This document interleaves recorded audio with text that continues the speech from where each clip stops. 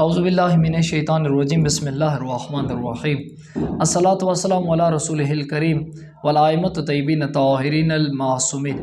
مومنین کرام، اعتکاف کی تعریف کیا ہے؟ اعتکاف کس لیے بیٹھا جاتا ہے اور کہاں پر بیٹھا جاتا ہے، اور اعتکاف کی مختصراً کیا شرائط ہیں؟ تو مومنین کرام، اعتکاف یعنی کہ چند دنوں کے لیے خود کو خالصتاً پروردگار کی بارگاہ میں پیش کرنا اور اپنی باطنی تطہیر کرنا، خود کو پاکیزہ کرنا، روحانی آلودگیوں سے خود کو محفوظ کرنا، اس کو اعتکاف، یہ اس کی اصطلاحی تعریف سمجھ لیں کہ اس لیے بیٹھا جاتا ہے۔ اعتکاف کہاں پر بیٹھا جاتا ہے؟ تو اعتکاف کے لیے 4 مساجد میں سے کسی ایک میں انسان بیٹھ سکتا ہے: مسجد الحرام، مسجد نبوی، مسجد کوفہ اور مسجد بصرہ۔ اس کے علاوہ ان مساجد کے علاوہ جو شہر کی جامع مسجد، یعنی جس مسجد میں نماز جمعہ ہوتی ہو، جامع مسجد ہو، اس شہر کی بڑی مسجد ہو، اس میں اعتکاف بیٹھا جا سکتا ہے۔ یعنی ایک جگہ کو مخصوص کر کے مسجد کے اس میں آپ نے اللہ تعالیٰ کی عبادت کرنی ہے۔ اور اعتکاف کی شرائط میں یہ ہے کہ اعتکاف تب آپ کا درست ہوگا جب آپ حالت روزہ میں ہوں گے۔ یہاں پر اکثر یہ سوالات کیے جاتے ہیں کہ اگر ماہ رمضان المبارک کے کسی دن انسان روزہ نہیں رکھتا، یعنی کہ اس نے 10 دن روزہ نہیں رکھے، تو کیا پھر بھی وہ اعتکاف بیٹھ سکتا ہے؟ تو پھر بھی کوئی حرج نہیں ہے۔ اعتکاف کے دوران اس کا روزہ رکھنا ضروری ہے۔ اگر اس نے پہلے روزے نہیں رکھے تو وہ گناہ گار ہے، جان بوجھ کر نہیں رکھے تو اس کا کفارہ اس پر واجب ہے۔ اگر کسی مجبوری کی وجہ سے نہیں رکھے تو اس کے پھر علیحدہ احکام ہیں۔ لیکن اعتکاف کے دوران روزے کا ہونا ضروری ہے۔ اعتکاف کب سے بیٹھا جا سکتا ہے؟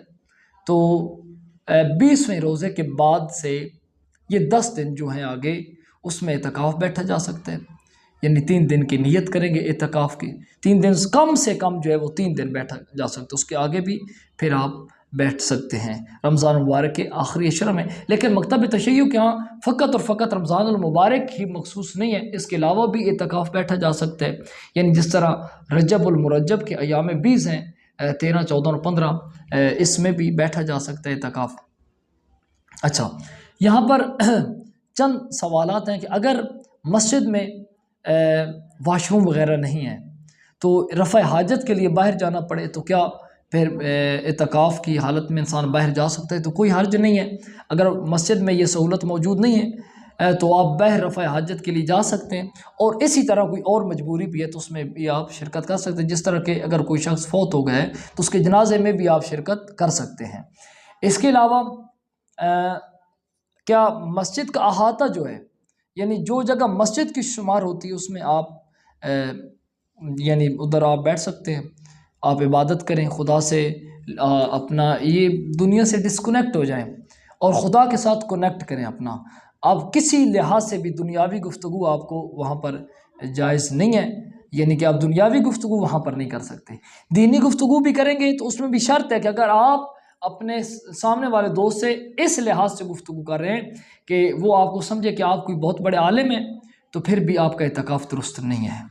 اعتکاف کے دوران خوشبو آپ نہیں لگا سکتے، اور بھی اعتکاف کے دوران خرید و فروخت آپ نہیں کر سکتے۔ یہاں پر ایک اور سوال کیا جاتا ہے کہ کیا عورتیں اعتکاف بیٹھ سکتی ہیں؟ عورتیں مکتب تشیع میں، فقہ جعفریہ میں جو اعتکاف ہے وہ مسجد میں ہی بیٹھیں گے، وہی جامع مسجد، وہی شرائط اس کی ہوں گی۔ جامع مسجد کے علاوہ گھر پر اعتکاف عورت نہیں بیٹھ سکتی۔ ہمارے برادران کے ہاں عورتیں گھر پر اعتکاف بیٹھتی ہیں، لیکن مکتب تشیع کے ہاں عورت نے بھی اگر اعتکاف بیٹھنا ہے تو وہ مسجد میں ہی بیٹھے گی، اور اب اس کے شوہر کی اجازت کا ہونا ضروری ہے۔ اگر شوہر کی اجازت نہیں ہے تو پھر وہ مسجد میں اعتکاف نہیں بیٹھ سکتی۔ اسی طرح اگر کوئی اور شخص ہے، لڑکا ہے، تو اس کے والدین کو اگر تکلیف ہوتی ہے اس کے اعتکاف بیٹھنے سے، یعنی کہ اس کی ذمہ داریاں ہیں بہت ساری، تو اگر اس کے والدین کو تکلیف ہوتی ہے اور والدین اجازت نہیں دیتے تو پھر بھی وہ اعتکاف نہیں بیٹھ سکتا۔